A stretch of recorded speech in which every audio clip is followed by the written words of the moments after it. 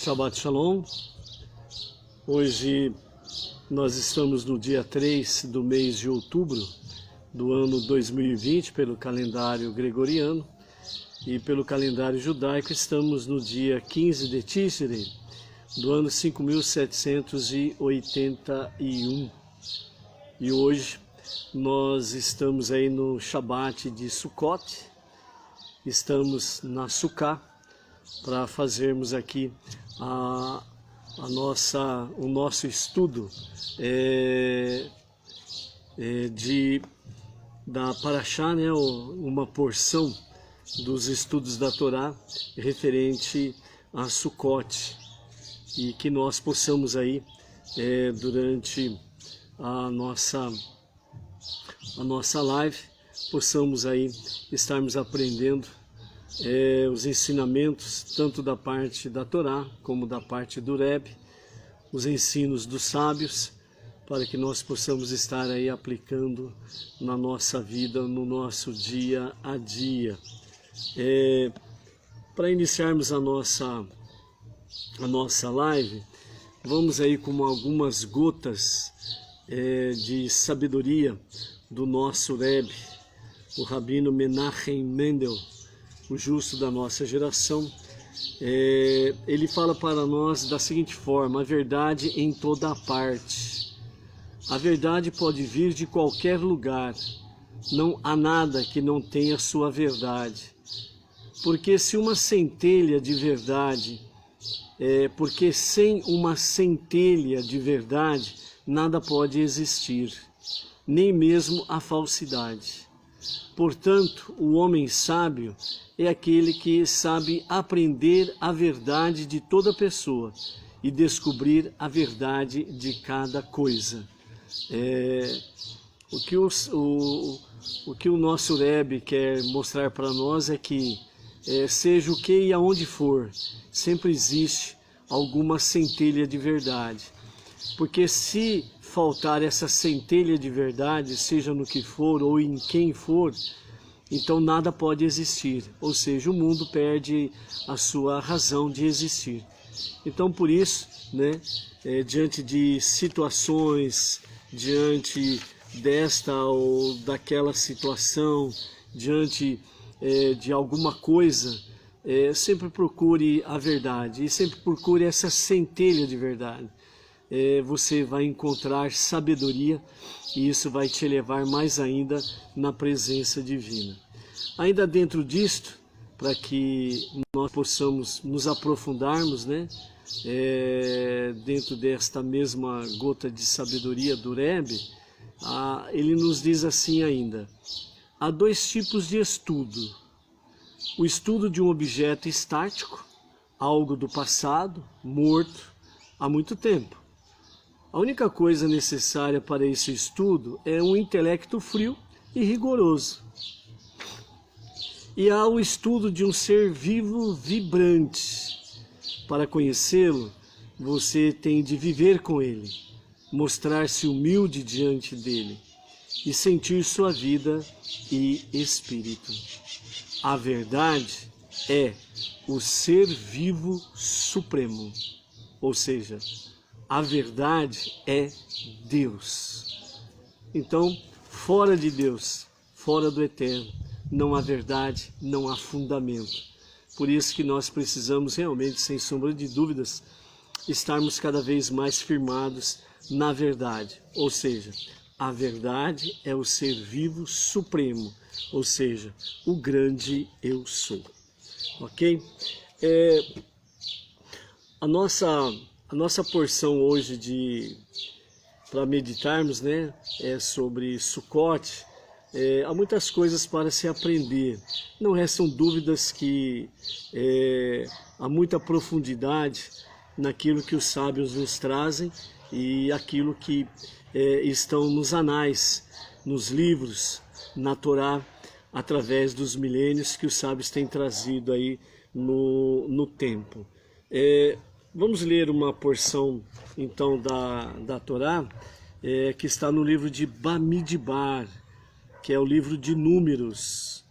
No livro de Números, Bamidbar, no capítulo 29, a partir do verso 12, que é a porção específica para o dia de hoje, o primeiro dia de Sucote.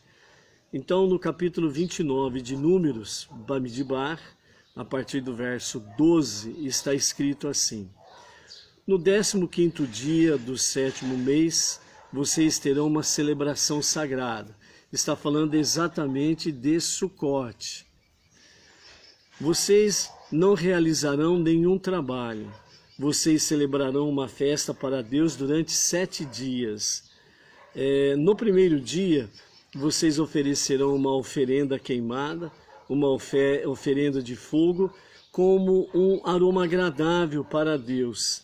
13 touros jovens, 2 carneiros e 14 cordeiros em seu primeiro ano. Eles deverão ser perfeitos. Depois, no verso 17, temos lá, no segundo dia, fala-se sobre as mesmas coisas, mas diz 12 touros. Depois, no verso 20, nós temos aí, no terceiro dia, 11 touros. Depois, no verso 23, nós temos aí, falando sobre que é o quarto dia de Sucote, e portanto 10 touros. No verso 26, quinto dia de Sucote, 9 touros. No verso 29, que corresponde ao sexto dia de Sucote, 8 touros. E no verso 32, que corresponde ao 7º dia de Sucote, então fala a respeito de 7 touros. Então nós temos aqui, nesta porção, a partir do verso 13 até o verso 32, do capítulo 29 de Números, Bamidbar, nós temos aí a respeito dos sacrifícios, né? Com referência a touros. Desde o primeiro dia são 13, depois vai diminuindo, 12, 11, 10, 9 e 8, e no 7º dia 7 touros. Somando este sacrifício, vai dar o número 70. O número 70, ele corresponde às nações da terra. Então, estes sacrifícios aqui, o povo de Israel, segundo os sábios, eles falam que eles fizeram esses sacrifícios em prol das nações da terra.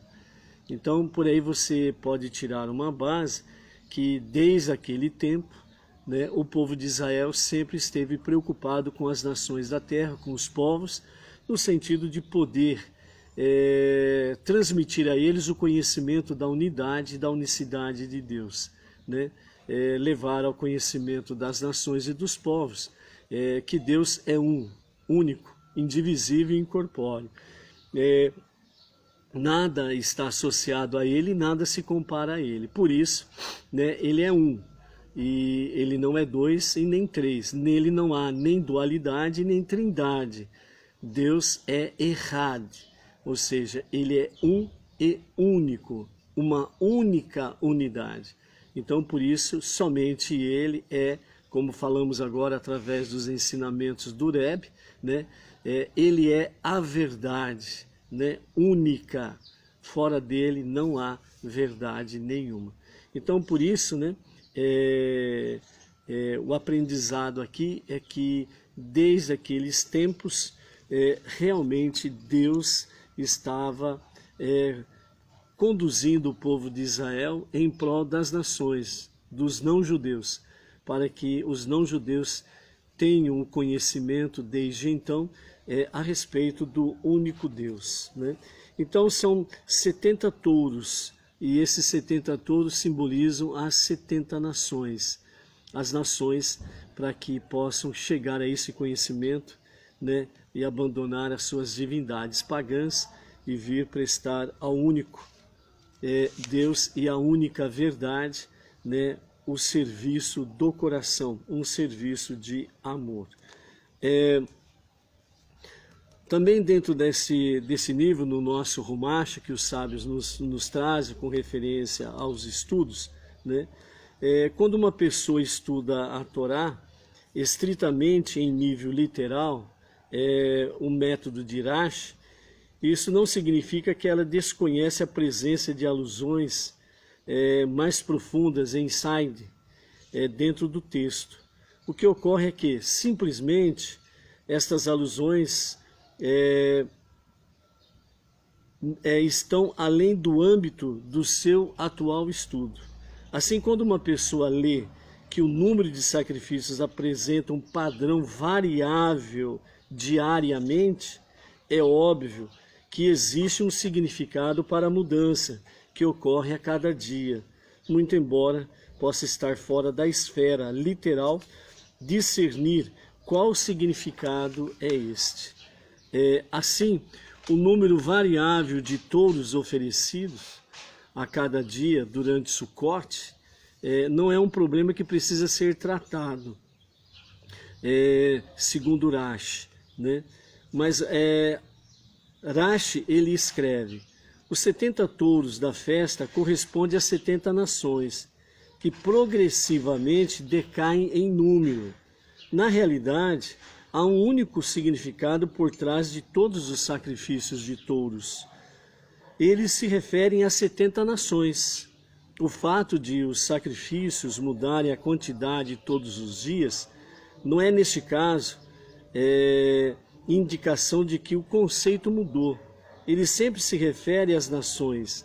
Assim, o decréscimo em número aqui meramente alude a um detalhe adicional sobre as nações em si, que elas finalmente serão destruídas. Essa passagem ela está em consonância com Zacarias capítulo 14. Lá em Zacarias capítulo 14, nós vamos ler daqui a pouquinho, fala a respeito dessa questão aí da destruição das nações. Entretanto, isso nos deixa com outra questão. O leitor já sabe que oferecer sacrifícios sempre está associado a algo positivo, visto que a Torá mencionou um número, ou inúmeras ocasiões, como os sacrifícios trazem perdão divino, expiação e causam um aroma agradável para Deus. Como este caso poderia ser diferente? Como os sacrifícios associados à destruição das nações? Para responder essa questão, Rashi enfatiza que os sacrifícios estão meramente simbolizando a destruição. Os sacrifícios em si são, de fato, algo positivo e não têm um efeito destrutivo sobre as nações. Os 70 touros de Sukkot, e com seu decréscimo gradativo, né, que vem lá desde o primeiro dia, né, começa com 13 e no sétimo dia encerra com 7, né? O decréscimo gradativo do número de touros, que simboliza a destruição das nações na era futura, não significa que as nações gentias deixarão de existir, mas sim que sua influência negativa cessará, havendo somente nações aliadas e amigas do povo judeu. Embora o refinamento espiritual das nações não possa ser alcançado pela oferta de sacrifícios na era atual, no entanto, ao recitar versículos das Escrituras que falam sobre esses sacrifícios, alcançamos este efeito nos dias de hoje também, como o versículo afirma: as palavras de nossos lábios serão no lugar dos touros. É a profecia que está lá em Oséias, capítulo 14 e verso 3, né? Que Deus ele não estará mais levando os sacrifícios de touros e animais, mas ele estará aceitando para si os sacrifícios, né, de palavras de louvor dos lábios de nosso, né, para louvar e exaltar o grande Deus. Nesse sentido, Zacarias capítulo 14 vem trazer essa profecia que fala da seguinte forma. Vamos lá, Zacarias capítulo 14. Diz assim,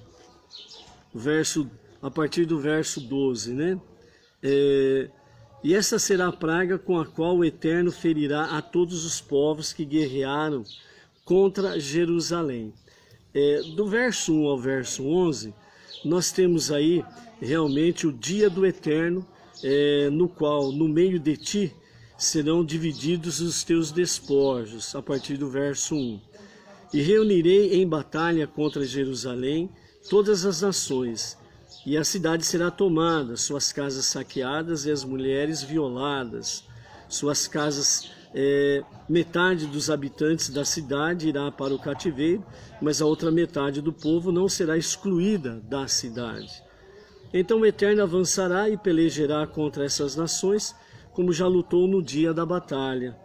Naquele dia, seus pés estarão postados sobre o monte das Oliveiras, que se situa na parte oriental de Jerusalém. E o Monte das Oliveiras será partido ao meio, do oriente até o ocidente. E um grande vale será formado com a remoção de metade da montanha para o norte e outra metade para o sul. E fugireis pelo vale entre as montanhas, porque ele se estenderá até Atzal. E fugireis assim como fizeste quando ocorreu o terremoto nos dias de Osias, o rei de Judá. Virá então o Eterno, meu Deus, e com ele todos os santos anjos, e naquele dia não haverá luz, mas sim nuvens densas e pesadas. Será um dia conhecido do Eterno. Não será dia nem noite, mas ao entardecer voltará e haverá luz. Nesse dia, torrentes de água fluirão de Jerusalém, dirigindo-se metade para o mar oriental e outra metade para o mar ocidental. Isso ocorrerá no verão e no inverno. E o Eterno será rei sobre toda a terra. Naquele dia o Eterno será um e o seu nome um. Toda a terra em redor se tornará plana como a Aravá, desde a colina de Rimon ao sul de Jerusalém. Mas Jerusalém se elevará em seu lugar de sempre e será habitada, do portão de Benjamim até onde se situa o primeiro portão, o portão do canto, e desde a torre de Hananel até os lagares do rei. E ali viverão seus habitantes, sem que haja mais extermínios, e Jerusalém estará segura. Resumindo de forma simples, nós estamos vendo aqui a manifestação de Deus através da redenção de Mashiach. Mashiach, ele fará as guerras de Deus, e ele vencerá as nações que serão levadas, para guerrear contra Jerusalém, para exterminar o povo e a cidade do grande rei. E dessa forma, então, através de Mashiach, essas nações com seus exércitos, os seus exércitos serão exterminados. E dessa forma, começará de uma forma plena o reino de Mashiach, que eliminará todas as guerras e realmente os instrumentos, os instrumentos de guerra serão transformados em aparelhos agrícolas, para que o povo esteja trabalhando e o povo viva em harmonia. Então, dessa forma aqui, depois quando entramos, quando entramos no versículo 12,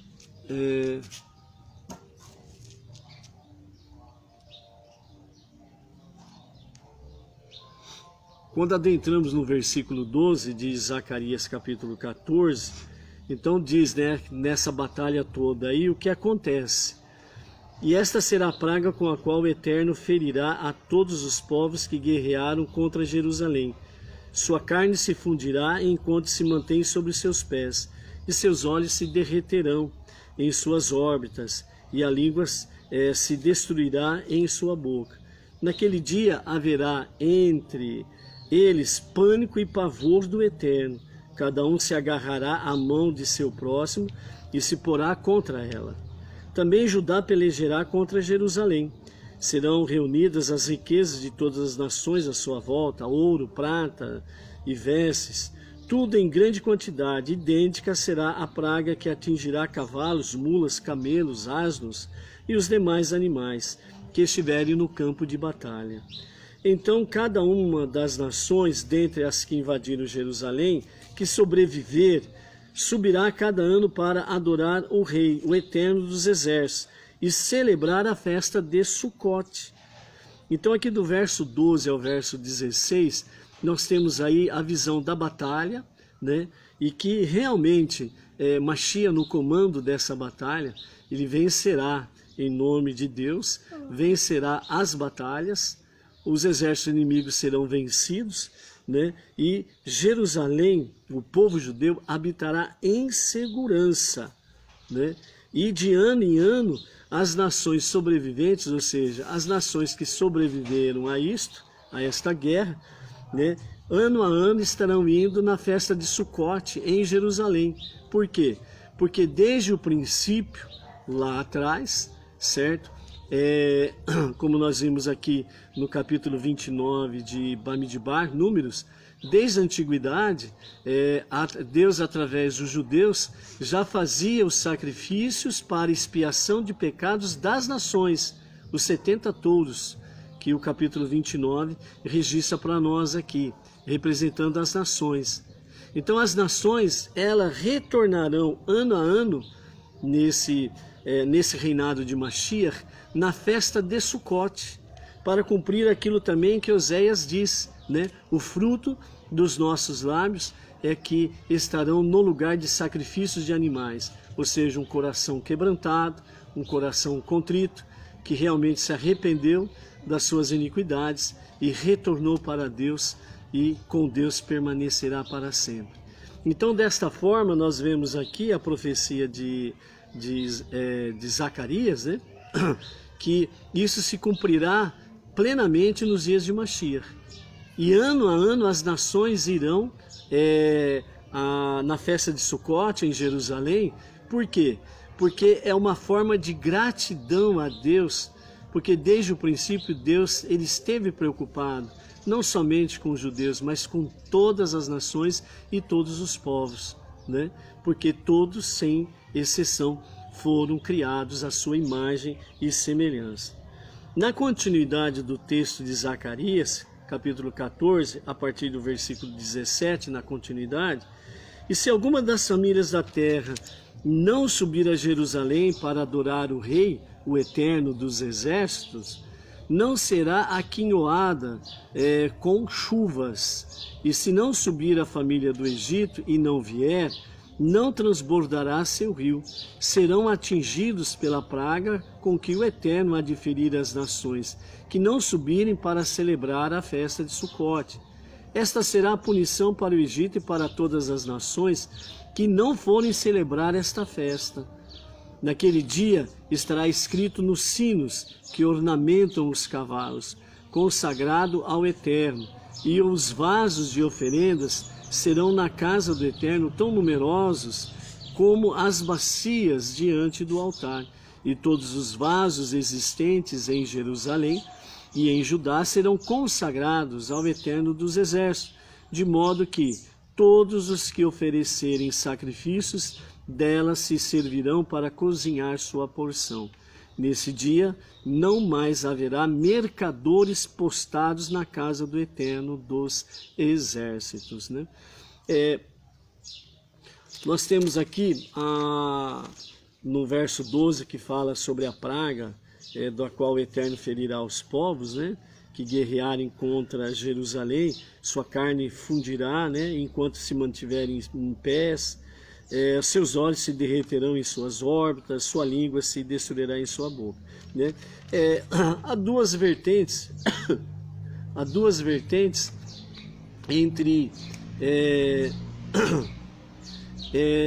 entre os próprios sábios do povo judeu.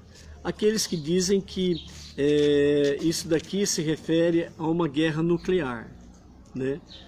Pelo que faz descrito aqui. Então tem uma porção de rabinos que acredita que seja uma guerra nuclear. Mas há também uma outra porcentagem de sábios que fala que não é uma guerra, mas sim é uma praga que vem da parte do Eterno e que vai acontecer exatamente dessa forma aqui, né?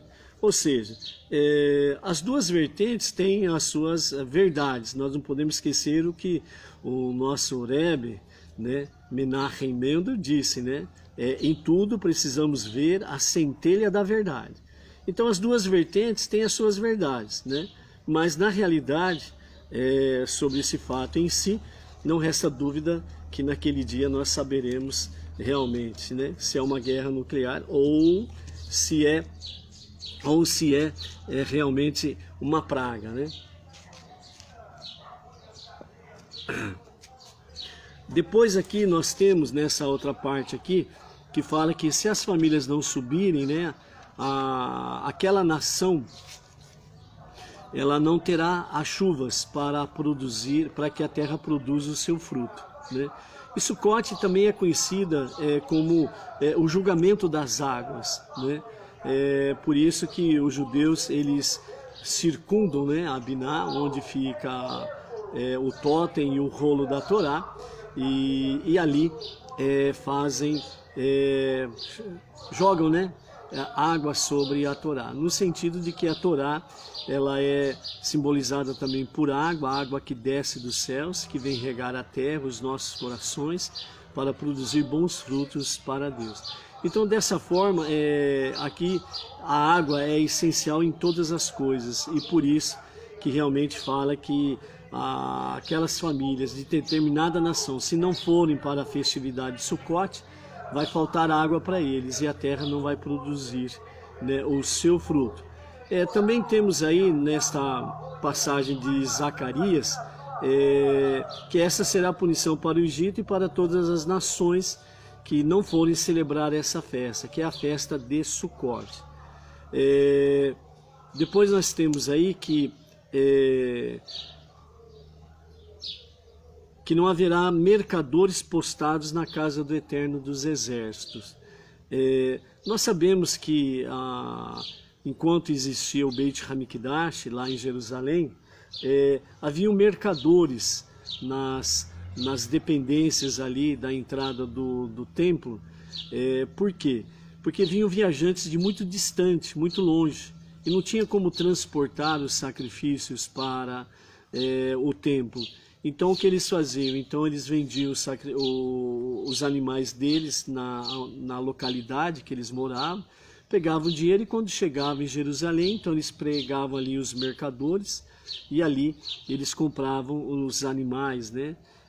Desde touro, ovelhas e pássaros, né? Para o sacrifício. Vejam bem, esses mercadores que ali estavam no Beit Hamikdash, eles estavam ali de forma legal, não havia nenhuma ilegalidade deles estarem ali. Então era uma coisa legal, portanto, né, não tinha motivo algum de dizer que eles estavam ali de forma errada e que tinham que ser expulsos dali. Muito pelo contrário, eles estavam ali de forma legal e eles prestavam um serviço a Deus, porque eles ali estavam prontos para oferecer, né, àqueles que vinham distante os sacrifícios adequados segundo as suas posses, desde touro, né, ovelhas, carneiros e até aves, né? Então eles estavam ali para essa finalidade e era legal, era um comércio legal.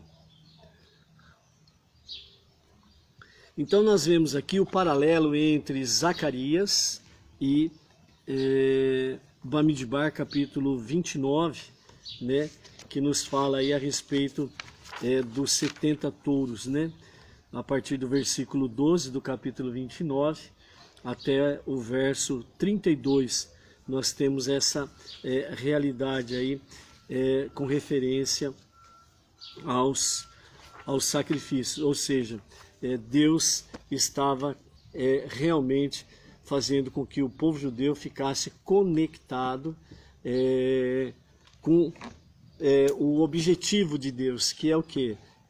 Não somente trazer a salvação, a redenção, né, para os judeus, mas para todas as nações, né?